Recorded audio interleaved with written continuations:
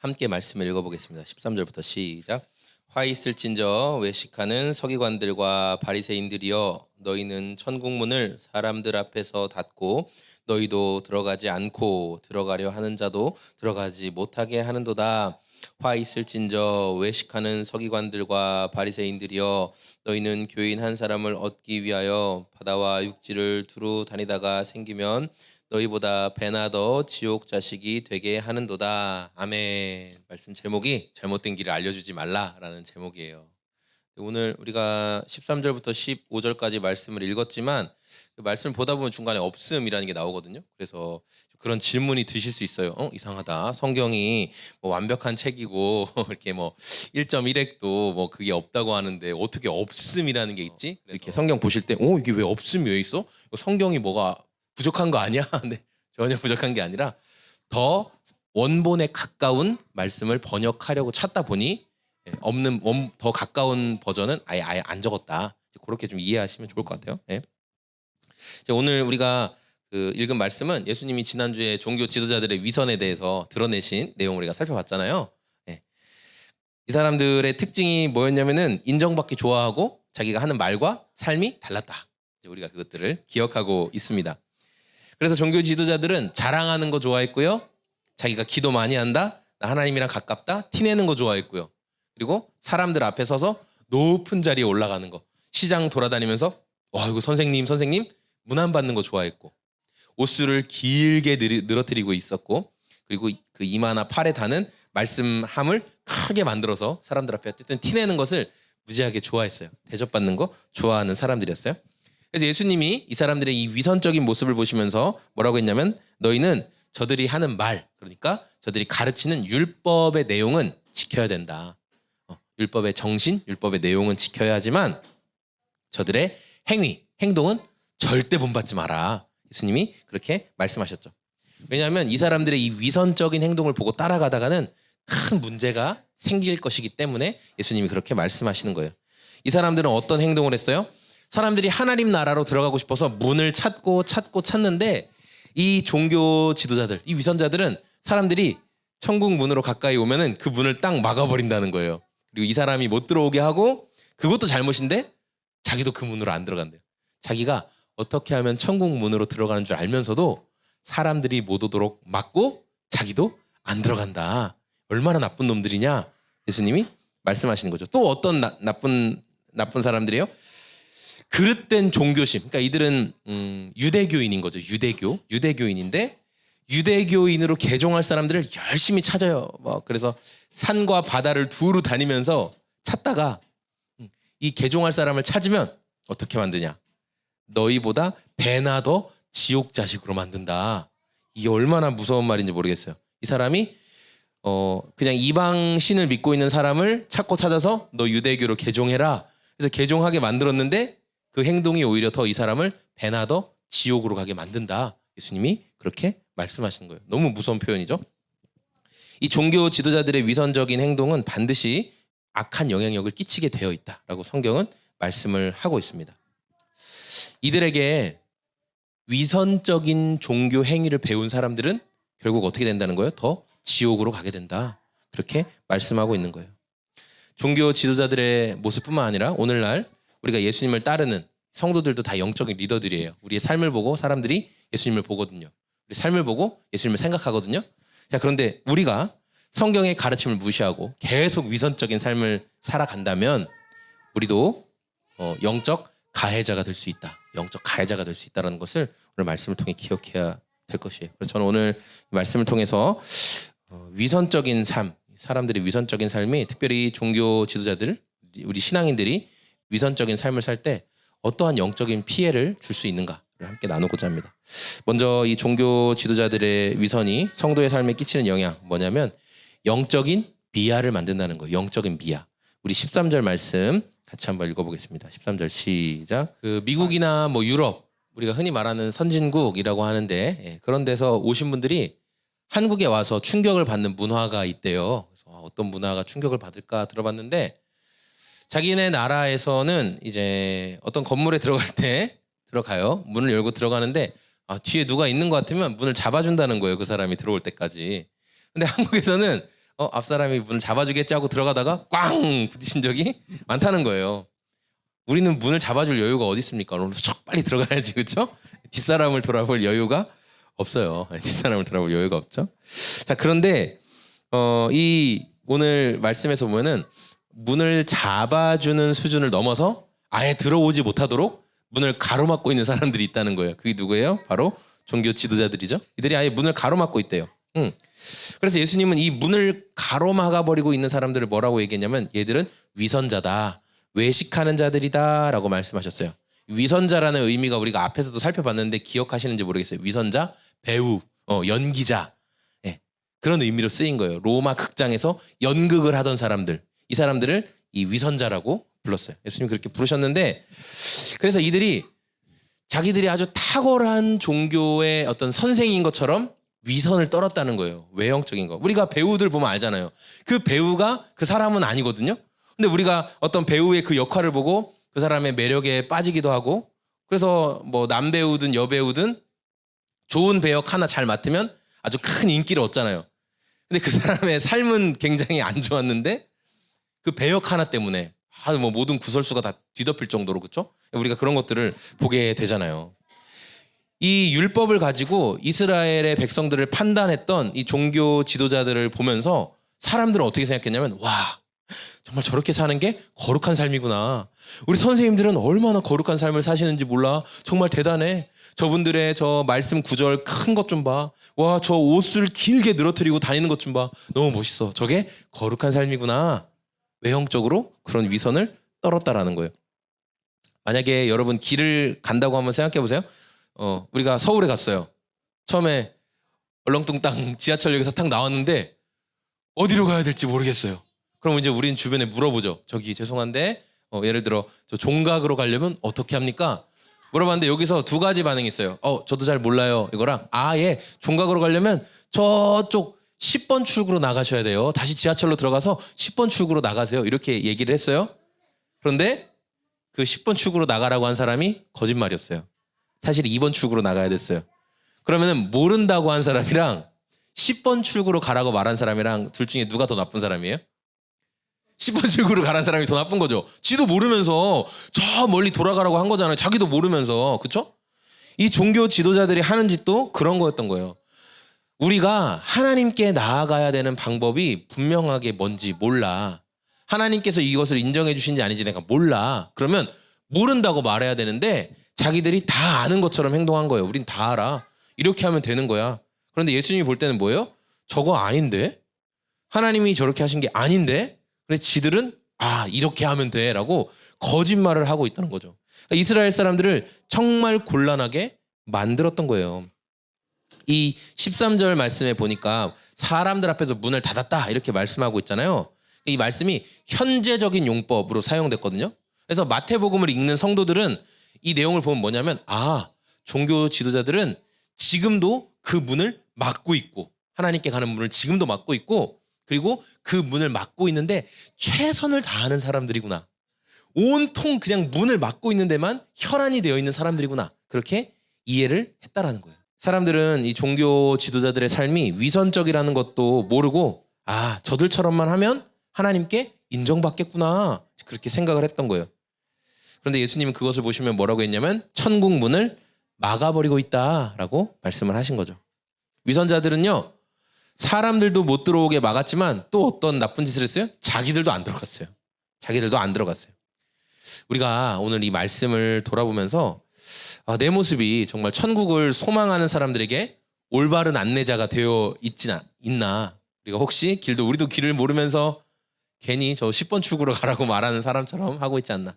우리의 신앙을 돌아봤으면 좋겠어요. 두 번째, 종교 지도자들의 위선으로 인해 받게 되는 영적인 피해 뭐가 있냐면 배나 더 지옥의 자식이 되게 한다라는 거예요.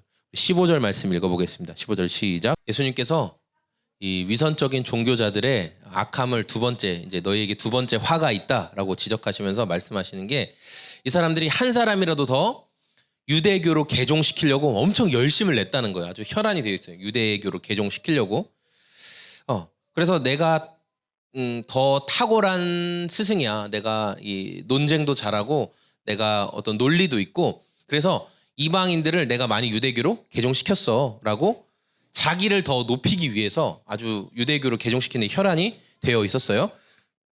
그런데 하나님께서 이 이스라엘 사람들을 선택하신 이유, 그건 뭐냐면은 출애굽기 19장에도 나오고 또 신명기에도 나오는데, 신명기 7장 7절에는 하나님이 이스라엘을 선택하신 이유가 여호와께서 너희를 기뻐하시고 너희를 택하심은 너희가 다른 민족보다 수효가 많아서가 아니다. 너희는 온 세상 민족 중에 오히려 가장 작은 민족이다.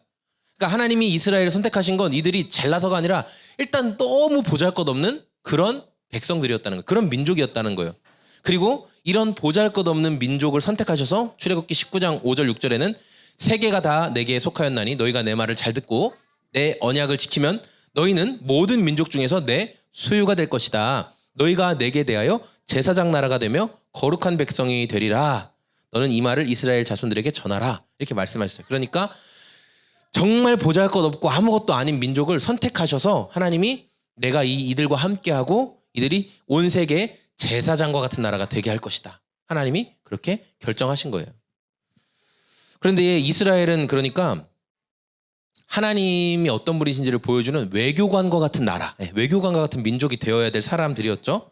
근데 그 사명을 제대로 감당했는가? 사명을 제대로 감당하지 못했어요.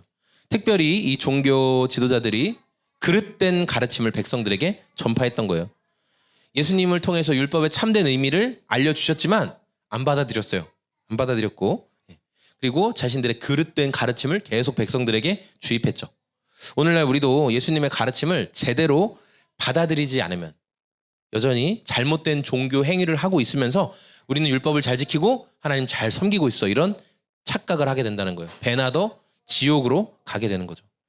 제가 아는 어떤 분이 이 불특정 다수와 함께 모이는 모임을 진행하고 있어요. 제가 아는 어떤 분이에요. 제가 아주 잘 아는 분이에요. 거기에는 다양한 교단의 사람들이 모여 있어요. 그런데 이제 모임을 진행하다 보니까 한 사람이 그 모임 진행 중에 자꾸만 너무 엉뚱한 질문을 하는 거예요. 다른 사람들은 이제 뭐 장로교, 침례교, 감리교 엄청 많은 사람들이 다 있어요. 교단은 다 달라도. 근데 이분이 어떤 질문을 하냐면은 미국을 건국한 사람들은 청교도들이 아닙니다. 프리메이슨이 미국을 건국했습니다. 뭐 이제 이런 얘기를 하는 거예요. 너무 생뚱맞았죠. 그래서 그 질문을 받으면서 이분이 생각을 했대요. 아, 저분이 저렇게 근거 없이 이렇게 우리가 흔히 음모 이론이라고 하죠. 근거 없는 음모들을 막 퍼뜨리는 그런 유튜브 내용을 보고 말씀하시나 보다. 그냥 그 정도로 생각하고 잘 답변을 해드린 거예요. 예. 그 사람들이 주장하는 그 청교도들이 아닌 뭐 프리메이슨이 했다라는 근거가 뭡니까? 한번 이야기해봐라. 한번 네가 잘 찾아봐라. 이런 식으로 잘 답변을 해줬어요. 자, 그런데 날이 갈수록 계속 이상한 질문들을 하는 거예요. 또 영 생뚱맞은 질문을 또 하고, 그러다가 최근에는 어떤 질문을 했냐면 하나님께서 사람을 구원하시기로 선택하시고 또 구원하시기로 선택하지 않고 이렇게 하나님의 누구는 예정되어 있고 누구는 예정되어 있지 않다는 게 너무 하나님이 불공평한 것 같다. 이제 이런 이야기를 하기 시작했어요. 그래서 더 나아가서 10계명을 다 지켜야 된다. 또 이제 이런 질문도 하기를 하는 거예요. 질문을 그래서 받은 분이 뭐라고 대답을 해줬냐면은 지금 우리가 사는 시대는 구약 시대가 아닙니다. 예수님이 오셔서 율법이 완성 다 되었습니다. 그래서 10계명이 법적으로 우리가 구원을 받거나 구원을 받지 못하게 하는데 영향을 주는 것이 아닙니다. 라고 말했어요. 그런데 질문자가 또 뭐라고 얘기했냐면 알고 있습니다. 10계명 중에 9가지는 폐해졌지만 여전히 한 계명, 그러니까 네 번째 계명인 안식일을 거룩히 지키라. 이것은 여전히 지켜야 하는 것입니다. 그러니까 10계명 중에 9개는 예수님 때문에 없어졌대요. 근데 한 가지는 예수님이 없애지 않으셨대요. 뭐냐? 안식일 지키는 거. 이상하다. 다 없애면 다 없애시지 굳이 왜 하나는 남겨주셨을까? 질문을 받은 분이 그런 생각을 했대요. 그리고 그분의 질문을 통해서 그동안 이분이 왜 이렇게 계속 질문을 하셨을까? 해답을 얻게 된 거예요. 왜냐하면 이상한 질문을 계속 하셨던 분이 바로 이 제7일에 안식일을 꼭 지켜야 하는 그 교회 신자였던 거예요. 예, 알고 봤더니. 예. 그래서 그 모임 안에는 여러 복음주의 교단에 속한 사람들이 다 모여 있어요. 굉장히 많은 사람들이 모여 있는데 교단의 특색은 있지만 그 누구 하나도 10계명을 그러니까 뭐 적어도 4계명은 반드시 지켜야 합니다. 이런 말은 전혀 하지 않거든요. 여러 교단의 성도들이 섞여 있어도 이런 뭐 10계명 중에 어떤 건 지켜야 된다 뭐 이런 말은 전혀 하지가 않는데 그런 이야기를 하니까 이분이 안식교 신자였구나라는 것을 이제 알게 된 거죠. 여전히 10계명을 지켜야 구원받을 수 있다라고 생각을 하는 거예요. 여전히 10계명을 법적으로 꼭 지켜야 그게 구원의 근거가 된다라고 말을 하죠. 근데 여러분 앞서 말한 대로 예수님께서 율법을 완성하셨습니다. 그리고 제가 존경하고 또 우리 교회 오늘이 저희 교회 설 창립 2주년 되는 날이에요. 예. 우리 교회 설립 예배 때도 오셨던 권혁봉 교수님이 계세요. 그분이 이제 침신대 교수도 하시고 목사님이신데 권혁봉 교수님이 연세도 많으세요. 연세도 많으신데 매일같이 그렇게 글을 쓰세요. 한 일주일 만에 만나면 이만큼 글 쓰셨어요. 진짜 항상 글을 많이 쓰시는데 이 교수님이 항상 그 성도와 율법의 관계에 대해서 늘 깊이 이제 생각하시고 이제 탐구하시는 분이셨어요. 그래서 이제 일주일에 또 한 2, 2번, 3번씩 그때 제가 구리에 있을 때 오셨거든요. 사무실에 오셔서 이전도사 일로 와봐 이렇게 해가지고 이제 저랑 교수님 오셨어요. 그럼 차 한 잔 드리고 같이 이야기하는 거예요. 그러면 일로 와봐 그러면서 내가 이번에 깨달은 게 있어. 그러면서 또 쭉 설명을 해주세요. 그러면 교수님 저도 동의합니다. 율법이 더 이상 성도에게 영향을 못 끼치는 거죠. 그래 하면서 쭉 항상 그런 얘기를 정말 자주 이야기를 나누었거든요. 제가 어깨 너머로 3년간 교수님의 가르침을 또 받은 거죠. 자, 이제 예수님 이후에 성도들의 삶에 10계명, 이 10계명이 그러니까 율법이 우리의 구원에 관해서는 어떠한 영향도 끼칠 수가 없는 거예요. 10계명의 그 내용들이 우리를 구원에서 탈락시키거나 다시 구원으로 이어주거나 할 수 있는 법적인 효력은 전혀 없어요. 권 교수님께서 이제 신약시대 10계명의 위치에 대해서 말씀하시면서 10계명 율법과 예수님을 믿는 그리스도의 성도들은 이제 사별한 것이다. 끝났다. 이렇게 말씀을 하셨어요. 더 이상 이 성도에게 구원의 영역에 대해서 율법이 영향을 끼칠 수가 없다. 그런데 자꾸만 성도가 이미 죽어버린 율법을 다시 파내서 꺼내와서 나와 같이 합시다. 나는 10계명 율법이 너무 필요합니다. 이렇게 말하는 것은 너무나 어리석은 행동이다. 이렇게 저에게 가르침을 주셨어요. 그러면서 바울이 갈라디아 성도들을 향해서 뭐라고 외쳤냐면 만일 내가 헐었던 것을 다시 세우면 내가 나를 범법한 자로 만드는 것이다. 무슨 말이냐면 바울이 율법은 끝났다 라고 갈라디아 성도들을 가르쳤어요. 예수 그리스도의 복음으로 구원받는 거다. 이렇게 말했는데 갈라디아의 성도들이 다시금 율법주의에 끌리는 마음들을 자꾸만 보게 된 거예요. 율법을 지켜야 한다고 가르치는 거짓 교사들이 나타났어요. 그러니까 바울이 내가 이제 와서 다시 율법 지키라 그렇게 말하면 나는 범법자가 되는 거야. 너희도 율법 지키는 것에 다시 묶여있으면 안 돼. 10계명은 폐기됐습니다. 네, 폐기됐어요. 율법은 우리를 향해 죽었고 우리도 율법과 사별했어요. 네. 더 이상 율법이 우리에게 영향을 끼치지 못해요. 그런데 여기서 성도들이 좀 헷갈려하는 게 있어요. 뭐냐면 10계명을 주신 하나님이 우리가 하나님 사랑하고 이웃을 사랑해라. 그 10계명을 주신 그 정신, 도덕적 성격, 하나님의 성품을 반영하고 있는 그 정신은 지금도 지켜야 되는 거예요. 하나님 사랑과 이웃 사랑, 이것이 모든 율법과 선지자라고 했잖아요. 그러니까 이 정신은 지금도 우리가 지켜야 되는 거예요. 하나님 사랑과 이웃 사랑. 하나님의 성품을 담고 있는 도덕법, 이 도덕법은 여전히 우리가 지켜야 되는 것이죠. 그런데 율법이 법적으로 우리를 고발하고 우리를 구원에서 탈락시키고 이렇게 하지 못한다라는 것을 여러분 반드시 기억하셨으면 좋겠어요. 그런데 안식교와 같은 이단들은요. 10계명의 9가지 내용은 예수님의 보혈로 처리가 됐대요. 그런데 한 가지 계명, 아까 말한 것처럼 4계명, 안식일을 거룩히 지켜라.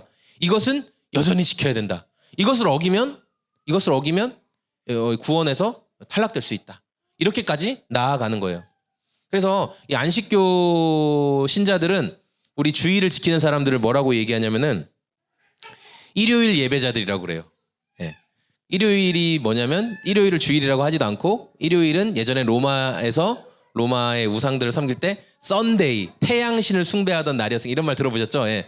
그 이단들이 막 나눠주거든요. 일요일은 태양신을 숭배하던 날이기 때문에 일요일을 이렇게 예를 들어 안식일처럼 지키는 자들은 이게 우상 숭배하는 거고 구원을 받을 수 없다. 이렇게 이야기를 해요. 예. 근데 우리가 일요일을 성도들이 함께 모여서 예배하는 이유는 이 주일이 예수님 부활하신 날이기 때문이에요. 그래서 우리는 매 주일을 부활절처럼 예수님의 부활을 기념하는 모임으로 주님이 부활하셨습니다. 죽으시고 사흘 뒤에 부활하셨습니다. 이 부활의 의미를 생각하면서 모이는 거예요. 예. 예수님이 월요일에 부활하셨으면 우리 월요일에 모일 거고, 화요일에 부활하셨으면 화요일에 우린 모였을 거예요. 예. 이런 논리라고 하면은 우리는 이제 돼지고기도 먹으면 안 되고 그렇죠? 짐승 끌고 와서 여기서 짐승 잡아야 돼요, 매 주일마다. 예. 그런 논리라고 하면 여전히 10계명 중에 어느 하나는 무너지지 않았다, 여전히 살아있다, 이렇게 말하면 우리는 다시 율법을 지켜야 돼요. 율법은 99가지를 지키고 한 가지를 어기면 다 어긴 게 되잖아요. 그렇죠? 그러니까 그 한 가지도 지켜야 되는 거예요. 그 한 가지도. 예. 그래서 10계명에서 뭐 9가지는 사라졌지만 한 가지는 여전히 남아있다, 이렇게 말하는 그런 이단적인 주장에 대해서 권 교수님이 저한테 그림을 하나 그려주셨어요.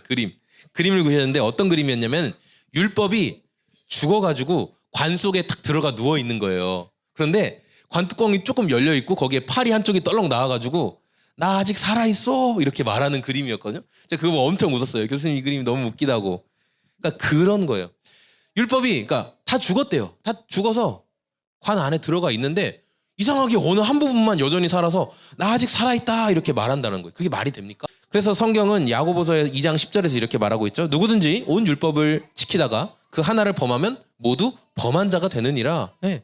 죽었으면 다 죽은 거고 살아있으면 다 살아있는 거지, 뭐 어느 것 조금 하다가 뭐만 살아있다, 또는 어느 것은 다 소용이 없는데 어느 것 하나만 살아있다 말하는 게 이미 잘못됐다라는 거예요. 이미 그러니까 논리적으로 말이 안 되는 거예요.